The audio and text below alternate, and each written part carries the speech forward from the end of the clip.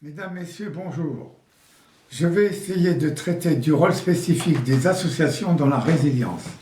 Par résilience, j'entends retrouver la force d'affronter la maladie après le choc, remonter la pente, reprendre goût à la vie. Notre rôle spécifique commence dès le premier contact avec la victime ou ses ayants droit. La qualité de cet accueil rencontre à nos yeux une importance particulière.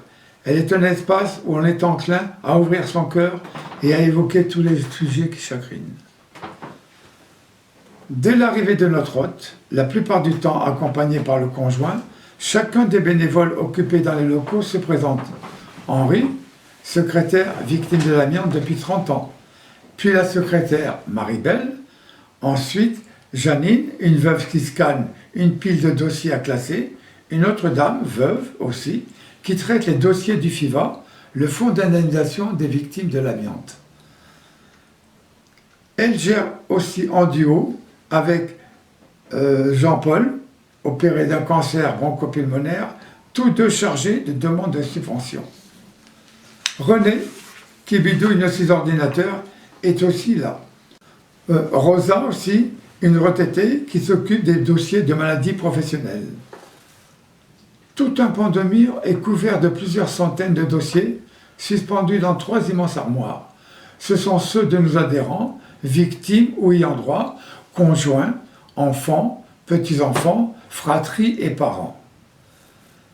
Puis, on invite nos hôtes à prendre place autour d'une table dans un local clair, accueillant, aux couleurs douces qui prédisposent aux confidences que nous allons provoquer dans le respect de l'intimité.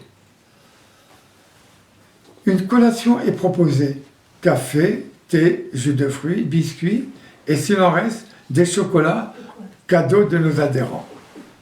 Si un enfant accompagne ses parents, on lui donne des feuilles blanches, une grande boîte de crayons de couleur et on lui propose de faire un dessin qui prendra place sur le tableau où sont exposés dans le couloir une 50aine de dessins.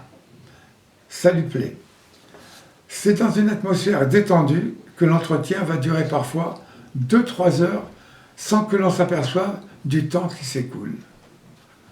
Nous entrons alors dans un autre monde, celui de la souffrance, du deuil, de la maladie qui frappe aveuglément un innocent, un travailleur du bâtiment, des travaux publics, une femme de ménage, salariée d'une entreprise de nettoyage industriel, une dactylo, un technicien qui à un moment de sa vie professionnelle a inhalé des fibres d'amiante.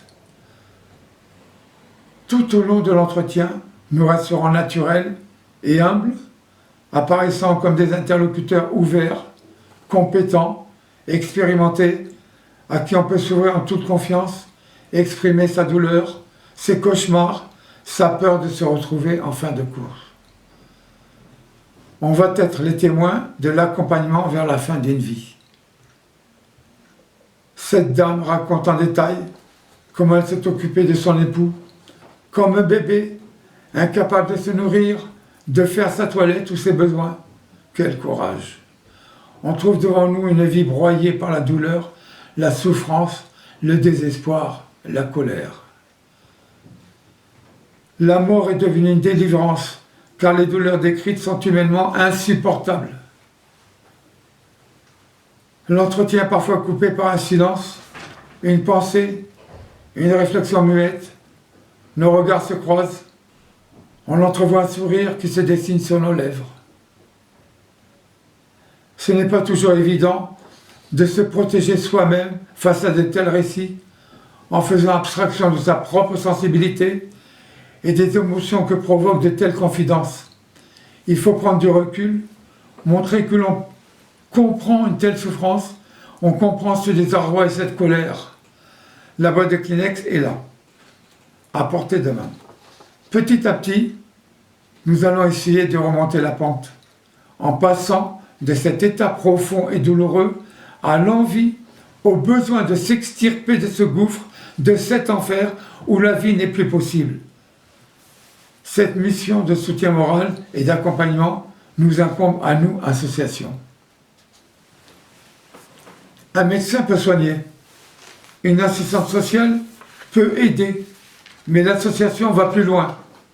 Elle aide à comprendre les raisons de cette catastrophe et prend en charge la victime depuis l'accueil et tout au long des procédures, des démarches, des problèmes judiciaires et du versement des indemnités qui lui sont dues.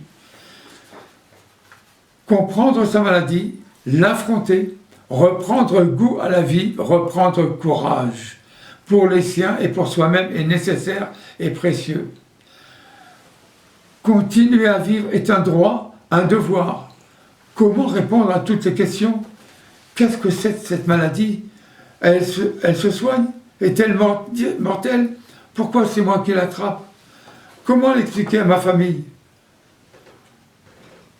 Nous expliquons les plaques pleurales, les épaississements, la fibrose, les nodules. Cela suscite beaucoup d'intérêt. Voir et savoir ce qui se trame dans son propre poumon est une première pour l'intéresser. On regarde aussi les explorations fonctionnelles respiratoires. On explique ce qui se trame dans les poumons. Il n'est pas seul. Il y a des centaines de milliers de victimes de l'amiante. C'est injuste, parce que ceux qui nous ont confrontés à l'amiante sans nous le dire, sans nous protéger, n'ignoraient pas depuis plus d'un siècle que ce produit était mortel. Nous sommes dans une société où de simples travailleurs ont inhalé des poussières d'amiante sans protection. Pourtant, dès 1906, un inspecteur du travail, M. Auribeau, dénonçait dans un courrier les 50 morts en 5 ans dans une filature d'amiante à Condé-sur-Noireau. L'association proposera aux victimes, dont la maladie aura été reconnue, d'engager une action en faute inexcusable, chaque fois que cela est possible, ou bien de demander une indemnisation de leur préjudice au Fonds d'indemnisation des victimes de l'amiante, le FIVA. Notre interlocuteur prend conscience de la vérité.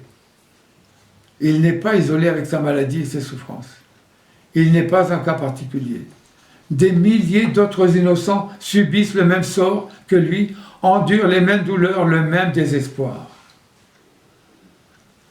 Alors qu'il y a autre chose à faire avec eux et leur famille, se rendre utile. Le jour de la manifestation nationale des victimes de l'amiante à Paris, une adhérente, accompagnée de ses 3 filles, défile le lendemain du décès de son mari atteint d'un mésothéliome. Voilà cette dame et ses 3 filles, le lendemain du décès de son mari d'un mésothéliome. Quel courage! Une autre veuve de 81 ans, combien timide, brandit haut la photo de son époux avec une inscription « Assassiné par l'amiante ». On arrive à remplir aussi un quart de 50 personnes pour aller défiler au palais de justice de Dunkerque pour demander justice.